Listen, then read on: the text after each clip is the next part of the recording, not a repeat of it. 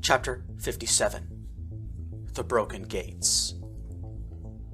The children found themselves in an underground passage, traveling at a downward slope. Trig examined the digital display screen on his left wrist, where his pressure suit gave him data about the environment.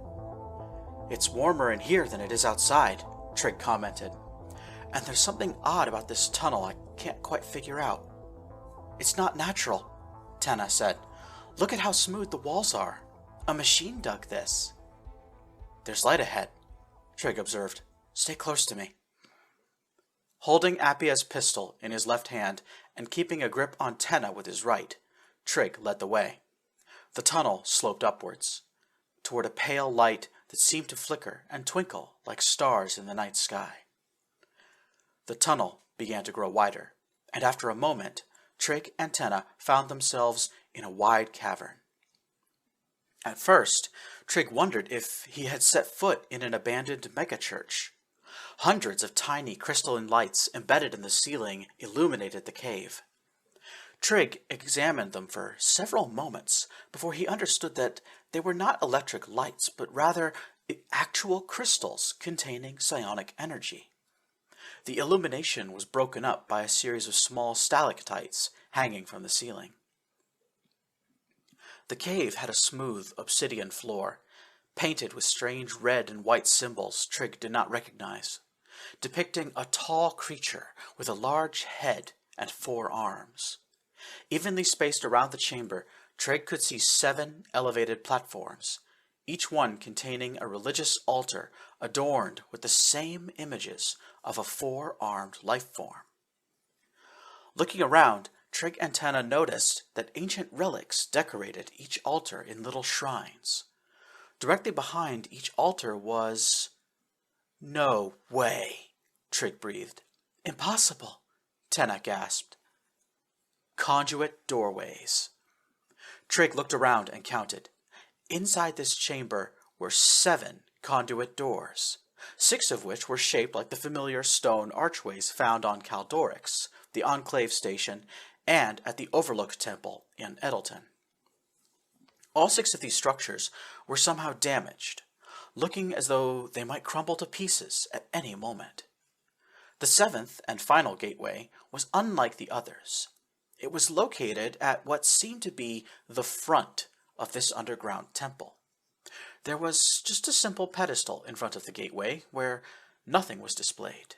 The gateway itself was not built like the other conduit arches. This one was a perfectly circular ring, standing upright in the ground and braced on either side by 2 waist-high computer banks. Looking through the central ring of this unique gateway, Trig could see a stone statue embedded in the far wall. He recoiled at the sight of it. The statue depicted a very large and muscular man, down on his knees and arms held out wide. The symbol of a 4-armed creature was stamped on the chestplate of his armor. The statue was decapitated, its head nowhere to be found. "So many gateways," Tenna breathed. "Trig, I think we found Malum's sanctum." "This must be the place where he first invented psionic conduits," Trig remarked. "But why here?" Tenna whispered. There was fear in her voice. "What's so special about this place?" Trig took a deep breath. The sound of it echoed in his helmet. "Can't you feel it?" Trig said. "Psionic energy. It's everywhere. In the walls, in the air. It's all around us. The whole place is flooded with it." The teenagers began to walk around the sanctum again, this time taking a closer look at the many strange relics displayed on the 6 lesser altars. As they approached each of the altars, Trig and Tenna's heads would fill with knowledge. It seemed as though each relic was eager to tell its own story, and telepathically projected its tale into the children's minds. "The Guidestone of Karak," Trig said aloud. "A galactic map etched into a rock shows the location of the mythical paradise planet Higara." an isolated contingency corps, Tenna remarked. Remnants of a great war between organic and synthetic life that destroyed all life on this planet. I can sense an AI inside of it. The Shadow Keeper, Trig said.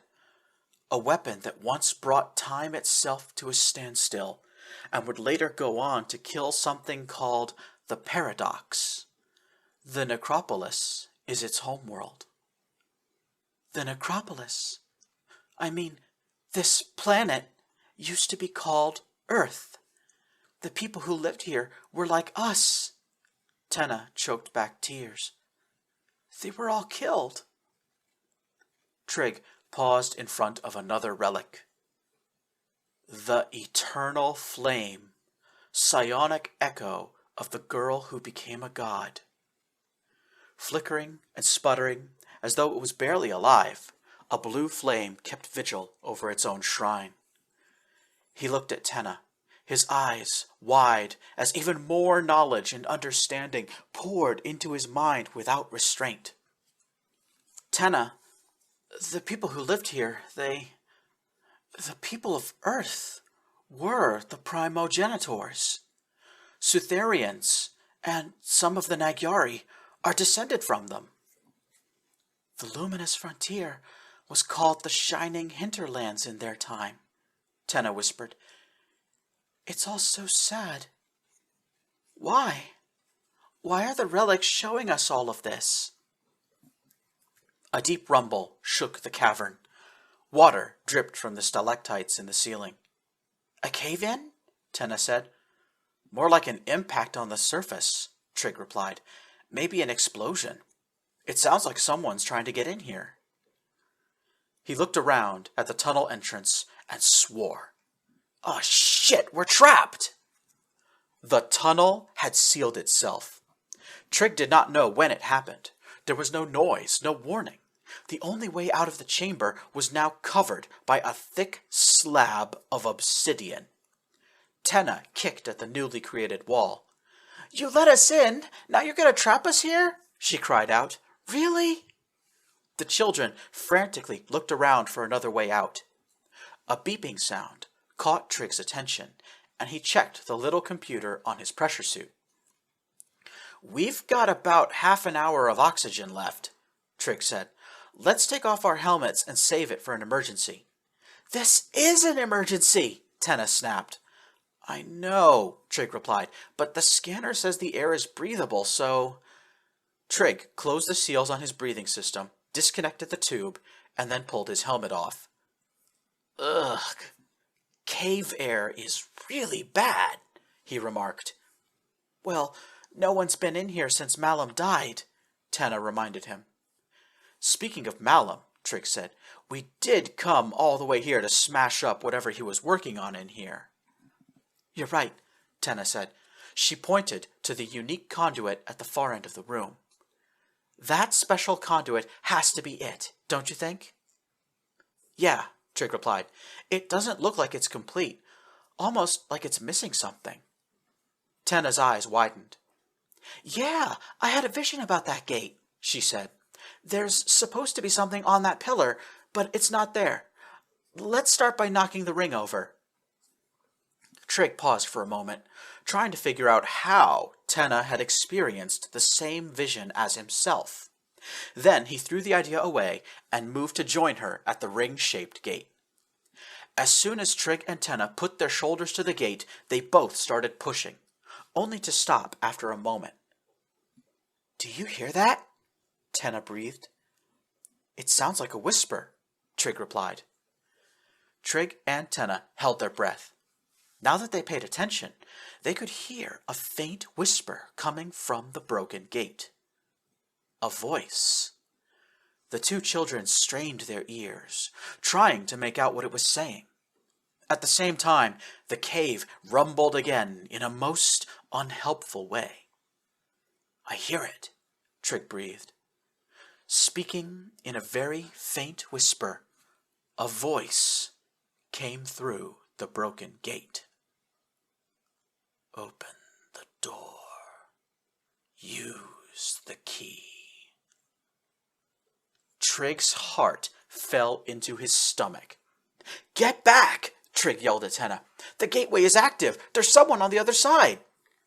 Trig and Tenna both jumped away from the broken gate.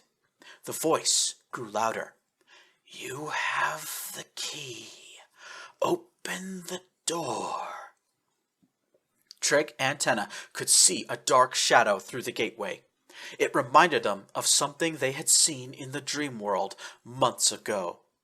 "No way," Trig said. "No chance in hell." "But Trig," Tenna looked at him, "what if it's a way out? That's how I ended up with you on Edelton, remember? A conduit. We could use the keystone. Look there." Tenna pointed at the empty pedestal. On closer inspection, the children could see a triangular-shaped niche carved into the stone. It was the perfect shape and size for the keystone to fit inside. The interior of the niche was lined with electric diodes and sensors. For the first time, Trig noticed electric cables running from the bottom of the pedestal to the computers on either side of the broken gate. "No," Trig said. "This is a bad idea. We can't use this gate anyway. We have to destroy it." "Destroy our only way to escape?" Tenna's eyes were filling with panic. "Trig, I don't want to die in here." "We'll find another way out." The voice made another command.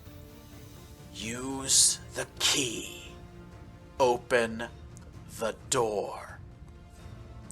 This was the third time the voice had spoken. It was telepathically projected through the gate and into the chamber. Trig did not recognize who this voice belonged to, but Tenna did. Her eyes widened with both realization and terror. "This is the only way!" Tenna screamed. Then she lunged at Trig. Before he could react, Tenna snatched the keystone out of Trig's pocket and pressed it into the pedestal slot. The broken gate flared to life. The 5 purple crystals lining the ring shone as brightly as searchlights, while the sound of rushing air drowned out the near-constant rumbling of the earth. "Tenna, are you crazy?" Trig screamed. "You might have gotten us killed!" The sanctum was bathed in blue light. A cold and harsh wind swept over the children, who shut their eyes and held on to one another as tightly as they could. Then it was over. The blinding light and overpowering wind both died out. Trig and Tenna opened their eyes. An astral scar had appeared inside of the ring-shaped gate. And there was something inside, moving toward the children. A deep purple shadow had appeared in the center of the ring gate. It was identical to the malevolent force Trig had once seen in the dream world. It grew larger and larger, reshaping itself into the figure of a man, which then stepped through the gate and into the chamber. Trig stared into the face of the one who set all of these events into motion nearly 2 decades ago. He was a Nagyari man, yet his skin was such a deep shade of blue that he must have Olenbar heritage. His brow was furrowed as though in a furious rage, while his bright yellow eyes gleamed out of the darkness. He stepped away from the gate, pausing to admire his own massive form.